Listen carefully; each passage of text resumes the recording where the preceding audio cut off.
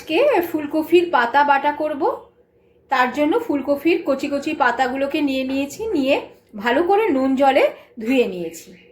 আমি একটা কড়াইতে ফুলকপির পাতাগুলো নুন দিয়ে ভাপিয়ে নেব। কপির পাতাগুলো আমার ভাপ দেওয়া হয়ে গেছে। এদিকে লোহার চাটুতে দুটো শুকনো লঙ্কা, কিছু রসুনের কলি আর কিছুটা কালো জিরে শুকনো খোলায় টেলে নেব।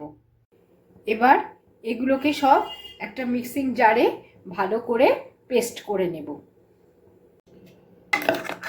ফুলকপির পাতাটা খুব ভালোভাবে আমি বেটে নিয়েছি, একদম স্মুথ করে।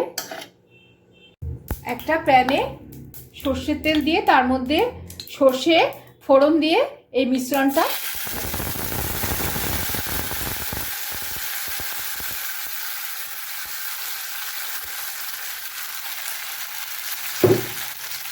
এবার এর মধ্যে প্রয়োজন মতো নুন আর মিষ্টি দিয়ে দেব, দিয়ে খুব ভালো করে শুকিয়ে নেব। ফুলকপির পাতা বাটা একদম হয়ে গেছে।